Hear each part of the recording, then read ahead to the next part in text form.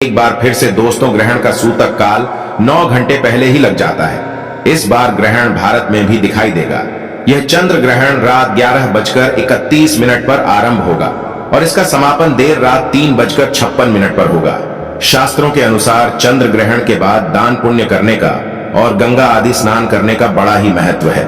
शास्त्रों के अनुसार कहा जाता है, जो व्यक्ति चंद्र ग्रहण के बाद स्नान नहीं करता उसके जीवन में राहु काल प्रवेश कर जाता है।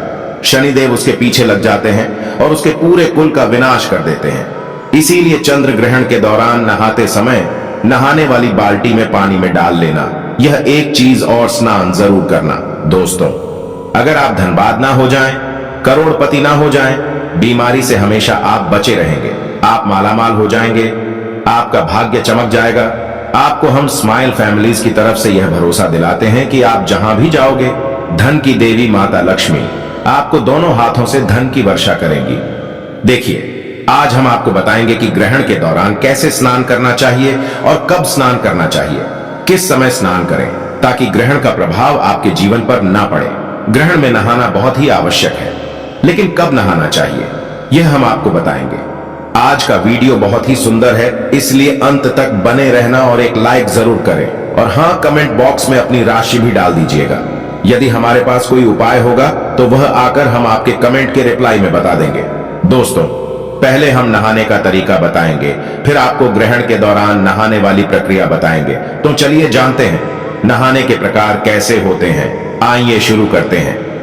दोस्तों, आज हम आपको बताएंगे एक सामान्य सी जानकारी, व्यक्ति विशेष और हर व्यक्ति से जुड़ी ये जानकारी है, जिसको जानने के बाद आप भी अचंभित होंगे कि अगर आप अपने जीवन में धन हानि का सामना कर रहे हैं, परिवार में कलह का सामना कर रहे हैं, तो उसका एक छोटा सा कारण है आपके नहाने की आदत। दोस्तों, इसी बारे में हम बताएंगे कि नहाने के तुरंत बाद व्यक्ति को भूलकर भी इन कामों को नहीं करना चाहिए, अन्यथा उनके घर में कंगाली बर्बादी देखने को मिलती है।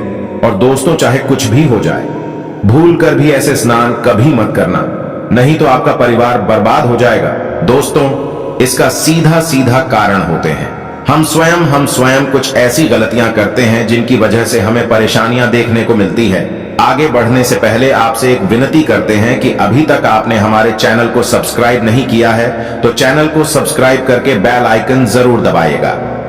दोस्तों, नहाना इंसान के लिए बहुत ही जरूरी होता है और हिंदू धर्म में जो व्यक्ति हर रोज स्नान करता है तो ऐसे व्यक्ति को पुण्य का बहुत ही बड़ा भोगी माना जाता है। नहाना व्यक्ति के लिए बहुत ही जरूरी होता है। अमूमन ये होता है कि व्यक्ति नहाने के लिए बाथरूम में पानी की बाल्टी भरता है और उसी से वो व्यक्ति स्नान करता है।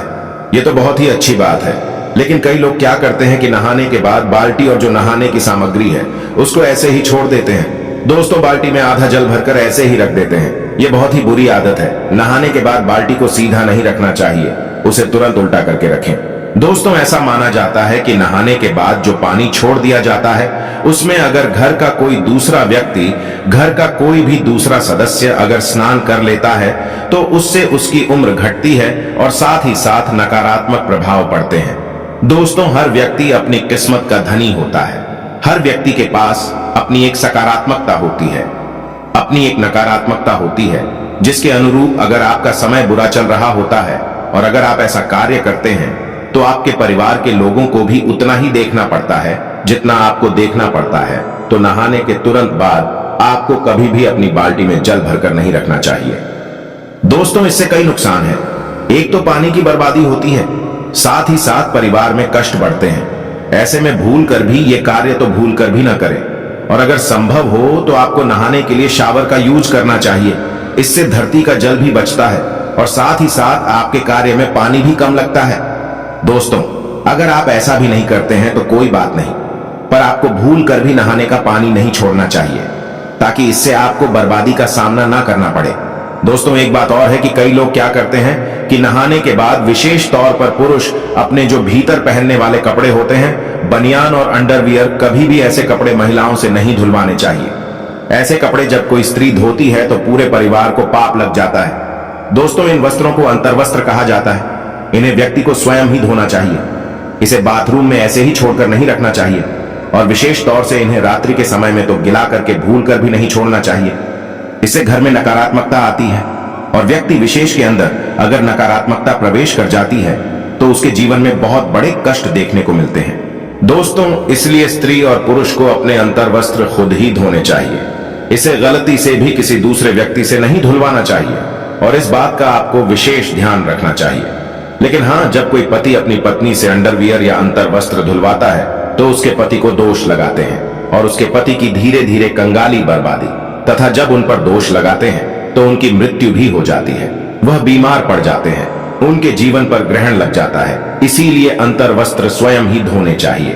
दोस्तों, कई लोग क्या करते हैं कि नहाकर आने के तुरंत बाद वे व्यक्ति अपने पैरों को धोते हैं और आपको भूलकर भी ऐसा नहीं करना चाहिए। नहाने के बाद मन पवित्र हो जाता है और आपको प्रभु भक्ति में मन लगाना चाहिए। आप अपने पैरों को धोकर वापस अशुद्धता का कार्य करते हैं। पैर धोकर आप सोचते हैं मन ही मन कि आप शुद्ध हो गए हैं, लेकिन हिंदू धर्म में ऐसा वर्जित माना जाता है। हिंदू धर्म में पैरों से सर की तरफ स्नान किया जाता है। दोस्तों, व्यक्ति को नहाते समय भूलकर भी में मौन रहकर नहीं नहाना चाहिए। हिंदू धर्म में ऐसी मान्यता है कि नहाते समय मंत्रों का उच्चारण किया जाता है, हरि भजन का उच्चारण किया जाता है या मन ही मन कोई गाना गुनगुनाते हैं। लेकिन जब आप नहा रहे होते हैं तो मौन रहकर नहीं नहाना चाहिए, क्योंकि इसे वैज्ञानिक दृष्टि से भी गलत माना गया है। दोस्तों, विशेष तौर पर सुहागन महिलाओं को तुरंत नहाकर आने के बाद सिंदूर नहीं लगाना चाहिए। ऐसा माना जाता है कि अगर कोई महिला ऐसा करती है तो इससे उसके पति की आयु कम हो जाती है।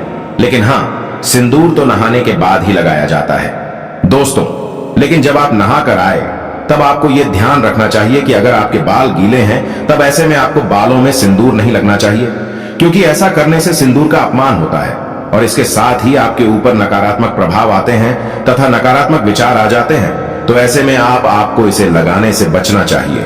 लेकिन याद रहे, जब आपके बाल सूख जाए तब आप सिंदूर अवश्य लगा लें। दोस्तों, इसी तरह तुरंत नहाने के बाद आपको कभी भी नुकीली चीज जैसे कि नेल कटर का इस्तेमाल, सेविंग हो, ये चीजें आपको नहीं करनी चाहिए, क्योंकि ये चीजें नहाने के पहले की जाती है, बाद में नहीं।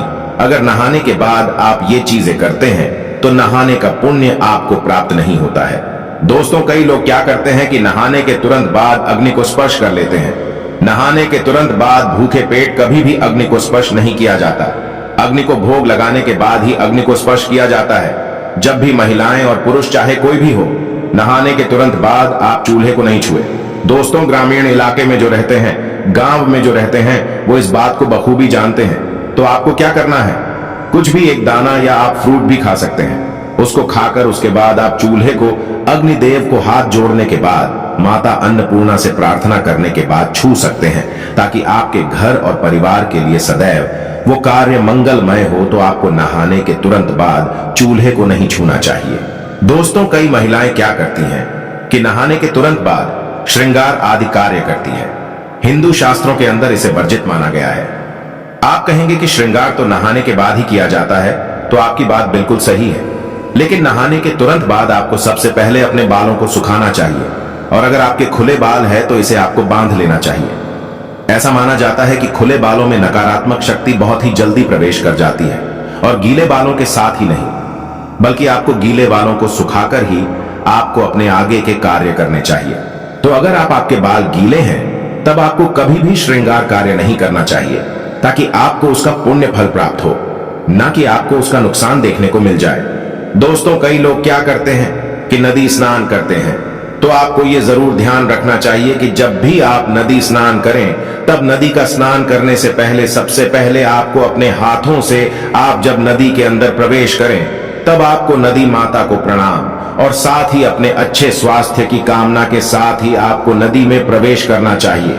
जब आपका स्नान पूरा हो जाए तब आपको ध्यान रखना चाहिए कि जल की कुछ बूंदें आपको भगवान सूर्य देव को अवश्य ही अर्पित करना चाहिए, और अगर आप ऐसा नहीं करते हैं तो आपको नदी स्नान का पुण्य फल प्राप्त नहीं होता है। शास्त्रों के अनुसार ऐसा माना जाता है कि अगर आप नदी में स्नान करने जा रहे हैं तो सबसे पहले आपको नदी माता को प्रणाम करना चाहिए। दोस्तों, इसी तरह एक साथ अनेक व्यक्तियों का इंसान करना वर्जित माना गया है। जी हां, आपने बिल्कुल सही सुना। नदी स्नान या किसी पुण्य स्थल पर स्नान करना बहुत ही शुभ माना जाता है। इससे आपको सौभाग्य की प्राप्ति होती है। लेकिन अगर आप अपने घर में स्नान करते हैं और ऐसे में अगर आप 2 व्यक्ति हैं और आपको जल्दी स्नान करना है, तो ऐसे में एक साथ 2 व्यक्ति को स्नान नहीं करना चाहिए और विशेष तौर से महिलाओं को इसका ध्यान रखना चाहिए। ऐसा माना जाता है इससे उनके स्वास्थ्य पर इसका बहुत ही बुरा असर पड़ता है और साथ ही साथ ऐसा भी देखा जाता है कि इससे उनके जीवन में कई तरह के नकारात्मक प्रभाव देखने को मिलते हैं।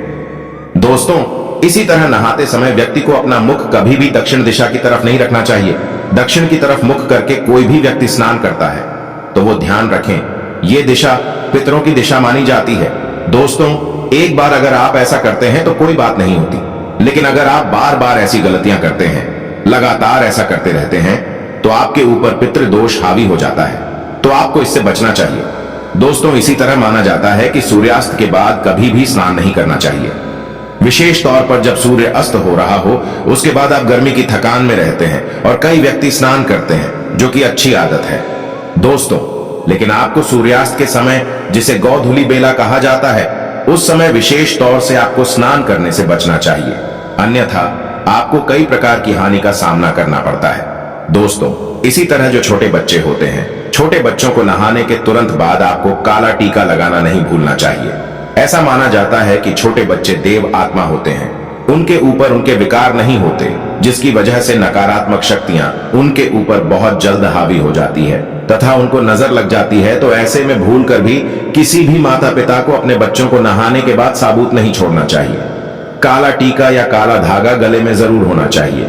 ऐसा करने से बच्चे बुरी शक्तियों से दूर रहते हैं और उन्हें नजर भी नहीं लगती, बीमारियों से भी बचे रहते हैं। दोस्तों, अब जानते हैं चंद्र ग्रहण के दौरान वह ऐसी क्या चीज है जिसे जल में डालकर स्नान करने से सूर्य ग्रहण से निकली या चंद्र ग्रहण से निकली हानिकारक किरणों का असर जीवन पर तथा हमारे ऊपर नहीं पड़ता, बल्कि चंद्र ग्रहण और सूर्य ग्रहण आपको महाधनी बनाकर ही जाते हैं। आप दिन दोगुनी रात चौगुनी तरक्की करेंगे। दोस्तों, मैं ईश्वर की सौगंध खाता हूं, अगर आज आपने चंद्र ग्रहण के दौरान या चंद्र ग्रहण से पहले या चंद्र ग्रहण के बाद अगली सुबह अगर आप नहाते समय अपने जल में 2 से 5 तुलसी के पत्ते और 2 रुपए का गेरू, जो हम आपको दिखा रहे हैं, देख लीजिए ऐसा होता है। गेरू पुराने बुजुर्गों से आप पूछ लीजिए, उन्हें पता होता है किसे कहते हैं। गेरू इसे गर्भवती महिलाएं ग्रहण के दौरान अपने पेट पर लगाती हैं ताकि शिशु सुरक्षित रहे। अगर पानी में उसको चुटकी भर छिड़क लेते हैं और उससे स्नान करते हैं तो मैं ईश्वर की सौगंध खाता हूं, आपको दुनिया की कोई भी ताकत महाधनी होने से रोक नहीं पाएगी। जल में गेरू डालकर तथा तुलसी के 2-4 पत्ते डालकर स्नान करने से चंद्र ग्रहण आपको महाधनी बना देता है। आपके जीवन पर कोई भी ग्रहण नहीं लगेगा। पूरे परिवार को इस जल से स्नान करना चाहिए। दोस्तों, भगवान विष्णु कहते हैं, ग्रहण के दौरान यदि तुलसी पत्र डालकर जल से स्नान किया जाए तो मैं उसे स्वयं सभी बालाओं से बचा लेता हूं, सभी बीमारियों से बचा लेता हूं। वह दुख पीड़ा भयंकर से भयंकर रोग से उसे मैं कुछ नहीं होने देता। माता लक्ष्मी भी स्वयं यही कहती हैं, यदि कोई ग्रहण के दौरान तुलसी पत्र डालकर स्नान करेगा तो मैं उसके जीवन में स्वयं अपना वास बना लेती हूँ, घर में स्थायी निवास बना लेती हूँ, उसके जीवन में कभी ग्रहण नहीं पड़ता। ऐसा जल स्वयं गंगा जल से ज्यादा पवित्र माना जाता है। शुभ कार्य और मंगलकारी अत्यंत दुर्लभ जल बन जाता है। विशेषकर ऐसा जाल घर में भी आप छिड़क सकते हैं। चंद्र ग्रहण के बाद आप सुबह के समय स्नान अवश्य करें। मैं ईश्वर की सौगंध खाता हूं। अगर आप महाधनी ना बन जाएं तो आप हमारे चैनल को अनसब्सक्राइब कर देना।